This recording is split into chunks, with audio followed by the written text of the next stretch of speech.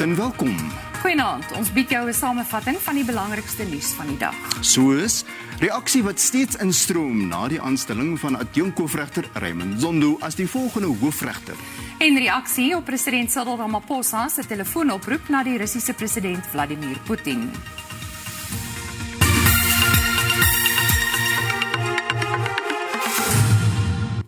Die Verenigde Nasies sê meer as 200.000 mense het die afgelope 24 uur uit Oekraïne na naburige lande gevlug.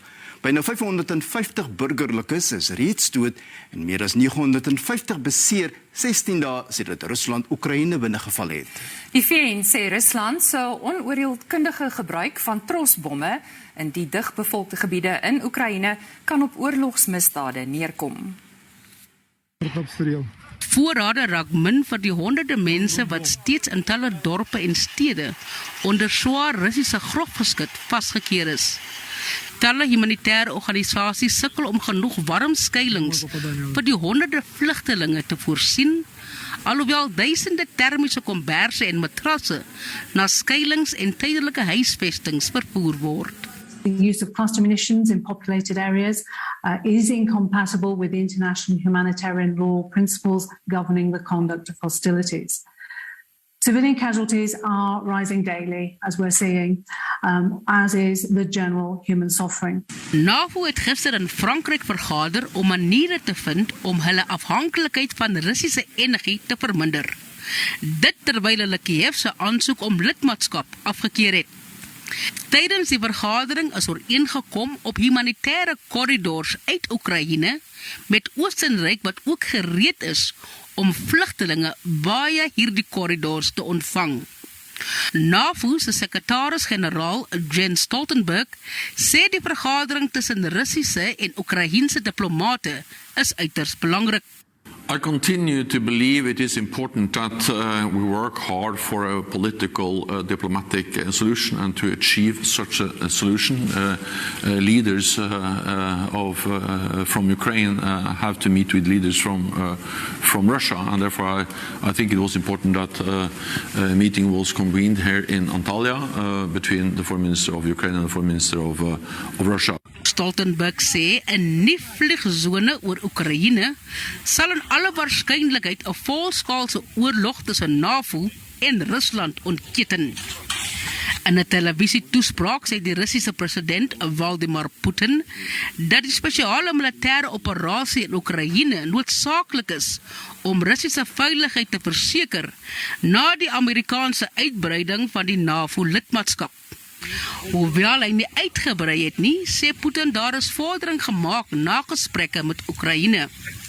Hoewel die Europese Unie ongekende sanksies teen Rusland, sy staatsamptenare en diegene wat na aan die Kremlin is toepas, betaal hy daagliks miljoene dollars aan Rusland, wat meer as 40% van sy natuurlike gas verskaf, meer as 1/4 in olie invoere en meer as die helfte in steenkool uitvoere aan Oostenryk, Duitsland, Hongarije en Italië, wat heeltemal uitgelewer is.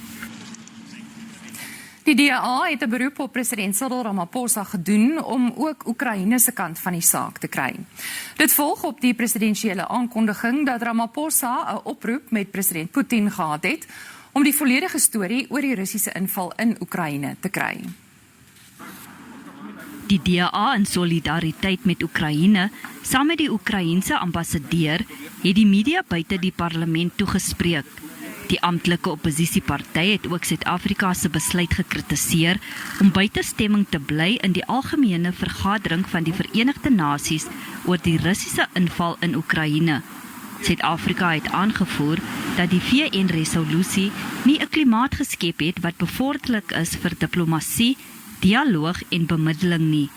We are experiencing huge war crimes. South Africa cannot sit on the fence in this case. I'm sorry. I'm really embarrassed at the stance taken by South Africa at the United Nations General Assembly.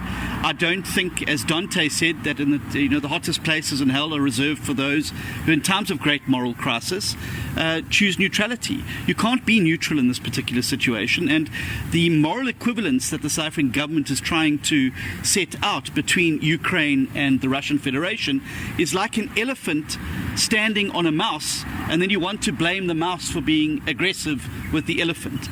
Die DA sê hy sal voortgaan om die menseregte skendings in Oekraïne uit te lig, aangesien die konflik tot hoër kookolie en graanpryse sal lei. 'n Parlementêre debat wat die DA aangevra het oor die Rusland-Oekraïne oorlog sal Dinsdag plaasvind. President Cyril Ramaphosa en sy Mosambikse amptgenoot, president Filipe Nuus, het 'n beroep op die Verenigde Nasies se sekretaris-generaal Antonio Guterres gedoen om dialoog tussen Rusland en Oekraïne te begin. Ramaphosa en Nuus het tydens die 3de binasionale kommissievergadering in Pretoria ook al kommer uitgespreek oor die humanitêre krisis in Oekraïne. Intussen het die twee leiers beloof om handel in hul onderskeie lande 'n hupstoot te gee. Suid-Afrika het hom ook daartoe verbind om Mosambiek te help om terreuraanvalle in Cabo Delgado af te weer. As voorsitter van die Suider-Afrika Ontwikkelingsgemeenskap, verantwoordelik vir verdediging, politiek en veiligheidssamewerking, het president Ramaphosa die versekering gegee dat Suid-Afrika goed vaar in Cabo Delgado.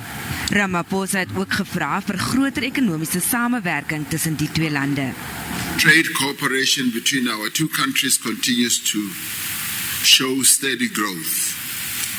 Mozambique remains one of the most important trading partners for South Africa. There are enormous opportunities for investment in both our countries. We encourage the private sector to continue working together in South Africa and Mozambique Business Forum. Nuus het sy waardering uitgespreek vir die goeie betrekkinge wat heers tussen sy land en Suid-Afrika. To express my appreciation for the excellent job done by all the working teams present in this Binational Commission, which clearly reflects the level of our commitment as partner states in setting priorities and implementing programs that will ensure that cooperation between our countries is sustainable and effective. Die twee lande het ook hulle standpunt herbevestig oor die hervormings wat die VN se Veiligheidsraad moet implementeer.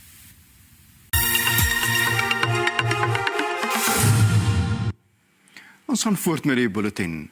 Daar is gemengde reaksie op die aanstelling van adjunkhoofregter Raymond Zondo as die land se hoofregter. Wenkbroue het gelig, aangesien Zondo slegs 2 jaar in die ampt sal wees voordat hy moet aftree. Daar is ook verwagtinge dat hy onder meer die regterlike dienskommissie sal hervorm. Sommige politieke ontleeders meen president Cyril Ramaphosa het reeds verlede maand voorkeer bekend gemaak toe hy aan joernaliste in Kaapstad gesê het hy verbaas is oor die kandidaat wat die regterlike dienskommissie aanbeveel het, maar dat die besluit uiteindelik by hom berus om die aanstelling te maak. I think on this one he played open cards, except that he delayed to make the appointment. But at the same time, one must also look at what's at stake. The Chief Justice, the newly appointed, was really underwhelming during the interview. But he also brings a lot of experience on the bench. He's actually the longest serving judge in the Constitutional Court. And that's one thing that the president would have looked into. He would also have looked at the fact that he only has only few years to go, only 2 years. Die kommissie het aanbeveel dat die president van die appelhof, regter Mandisa Maya, as hoofregter oorneem. Dit sou ook geskiedkundig wees, deurdat sy die eerste vroue hoofregter sou wees. President Ramaphosa het egter aanbeveel dat regter Maya die pos van adjunkhoofregter vul. Hoewel regter Zondo die langsdienende regter by die konstitusionele hof is daar kommer dat hy nie lank as hoofregter sal dien nie. we were surprised, firstly, by the fact that someone who only has 2 years remaining on the job would be considered over those who could spend a longer period in the time. Our chief concern really was on some of the issues that the judiciary is currently facing requires a long-term vision and requires someone who would have enough time to execute that vision. Intussen het gewone Suid-Afrikaners ook hulle mening oor die aanstelling gegee. Ek dink dit is 'n fantastiese ding, want ek dink sy aksies in die verlede het definitief bewys dat hy is nie bang om op te staan vir dit wat reg is nie, hy is nie bang om op te staan vir mense nie, en ek dink dis wat Suid-Afrika nodig het, so ek dink dis definitief 'n stap in die regte rigting. Nee, ons is baie bly dat Mr. Zondo, die president van Mr. Zondo, Chief Justice gemaakt het, die was baie reg gepraat bij die interviews en ons wens baie geluk vir hom. Ek is nogals bly dat hy nou aangestel is, want hy is my persoonlike keuse. Hy is 'n goeie regter en hy kom van 'n baie goeie agtergrond af. Hy het hard gewerk vir waar hy nou is. Terwyl die meeste politieke partye Zondo se aanstelling verwelkom het die EFF dit bestempel as die kaping van die regbank deur wit monopolie kapitaal. Motoriste wat gebruik maak van die slaggat deursaide N12 deur Wilmaranstad in Noordwes sê, die pad is niks meer as 'n doodslokval nie. Dit smoor ook ekonomiese groei in die kiem. Tydens die minister van vervoer, Mbalula se inspeksie van die pad, het inwoners die toestand van die N12, wat Gauteng, Noordwes, die Noord-Kaap en die Wes-Kaap verbind, betreur. Die berigte N12 was deurspek van slaggate met motoriste wat sukkel om hul voertuie se veiligheid te verseker en vragmotorbestuurders kla ook van groot verliese wat hulle ly. In Wolmaranstad, my load almost failed just due to the potholes, not because of the bad driving or reckless driving. I am driving 10 km an hour, but the road there is no road. Bekommerde inwoners sê daar moes nooit toegelaat gewees het dat hierdie groot ekonomiese slagaar so erg verval nie. Die pad is vol slaggate. Ons is skaam, want dit is 'n nasionale pad. Dit is werklik skokkend. Ons koop nie meer skokbrekers vir ons motors nie. Boere wou die pad regmaak, maar die munisipaliteit het geweier. Mbalula sê minstens 45 miljoen rand is op sy gesit om die N12 in die provinsie in stand te hou. This is what corruption does to governance. This is a national road. It's supposed to be maintained by SANRAL.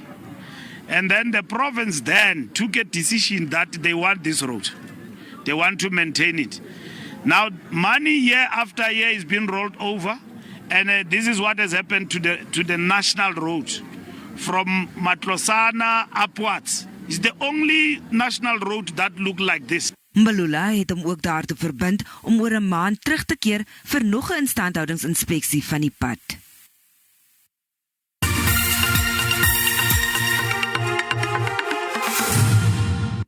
Suid-Afrika se farmaseutiese vervaardigingsvermoë het 'n reuse hupstoot gekry met die opening van 'n laboratorium wat aktiewe farmaseutiese bestanddele vervaardig in Waldloo oos van Pretoria. Dit beteken dat Suid-Afrika binnekort nie meer sal staatmaak op ander lande om broodnodige medisyne te vervaardig nie.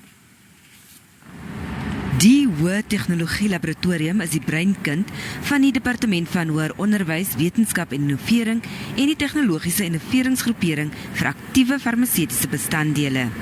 Tegnologie wat in die universiteite ontwikkel word, kan terugbring op praktiese vloervlak in hierdie API Plus laboratorium en dit op 'n kommersiële manier kan bedryf. So ons het hierdie infrastruktuur om bankchemie op te skaal en dit ready te kry, reg te kry vir kommersiële vervaardiging. Suid-Afrika het sover die bestanddele vir meer as 20 miljard rand uit westerse lande ingevoer. Dit het 'n groot vraag en handelstekort meegebring. Die COVID-19-pandemie het medisyne tekorte veroorsaak en die vestiging van die laboratorium bespoedig. Die bestanddele is die biologies aktiewe komponente wat ingespan word om afgeronde farmaseutiese produkte soos pille en kapsules te vervaardig. Verskeie bestanddele is reeds sedert April verlede jaar by die laboratorium getoets en vervaardig.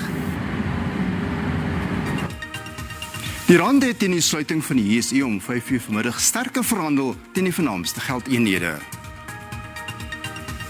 Die JSE se indeks van alle aandele het die week afgesluit met 'n geringe afname.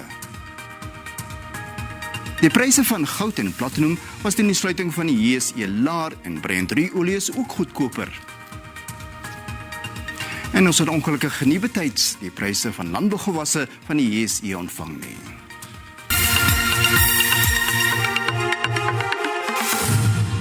Goeienaand en baie welkom by ons op hierdie Vrydag aand. Vanaand verwag ons reën in die westelike helfte van Suid-Afrika, 'n 60% kans vir reën in die westelike gedeeltes van die Noord-Kaap en die Wes-Kaap en dan ook gedeeltelik bewolk in die noorde, sowel as die Oos-Kaap en gedeelte van KwaZulu-Natal. Môre sal die reën steeds voortduur meer in die sentrale gedeeltes en 'n 60% kans vir reën in die sentrale gedeelte van die Noord-Kaap, gedeeltes van die Oos-Kaap en 'n gedeelte van die Vrystaat, miskolle allangs die kuslyn en dan ook gedeeltelik bewolk in die verre weste. Môre bestaan daar 'n weerwaak vir weggelveldbrande in die omgewing van Klabega en dit is in die Oos-Kaap. Nou kyk ons na temperature, ons sien al hoe meer matige temperature na mate ons na die herfs beweeg en dit is in Pretoria 29 gedeeltelik bewolk daar, in Carletonville 'n paar druppels wat kan val 27 grade Celsius en nou in Limpopo, Musina 30, warm in Lephalale, Tabazimbi 28 en dan ook in Phalaborwa waar dit 30 grade Celsius sal wees. In Mpumalanga, Leidenburg 24, baie matige temperature hier en Standerton 13 op tot 25, maar nie reën wat ons verwag in die provinsie nie. Nou in KwaZulu-Natal, baie nat, Durban 29, Kokstad die minimum 12 op tot 28 grade Celsius en dan Ladysmith 29 is die maksimum daar. Nou in die Oos-Kaap, Kraddock, waar dit baie nat sal wees en dan ook verder in die Wes-Kaap, dit sal mooi weer wees in die gedeeltes in die westelike gedeeltes, maar baie nat meer in die oostelike gedeeltes, veral hier in Laingsburg 33 grade Celsius. Nou kyk ons na die Noord-Kaap, daar kan ook 'n paar druppels val, veral hier in die sentrale en suidelike gedeeltes, sowel as die oostelike gedeelte, maar mooi weer daar in Springbok se wêreld en die maksimum daar is 33. Nou in die sentrale gedeeltes Vrystaat, Sasolburg 27, Bloemfontein 15 op tot 28 en dan in Noordwes die laaste provinsie van ons weervoorspelling, Vryburg 29, Taung, waar ons ook reën kan verwag en dan in Potchefstroom 29 grade Celsius. Rustenburg waar die son wel kan deurskemer. Dit is al van ons, geniet die naweek verder.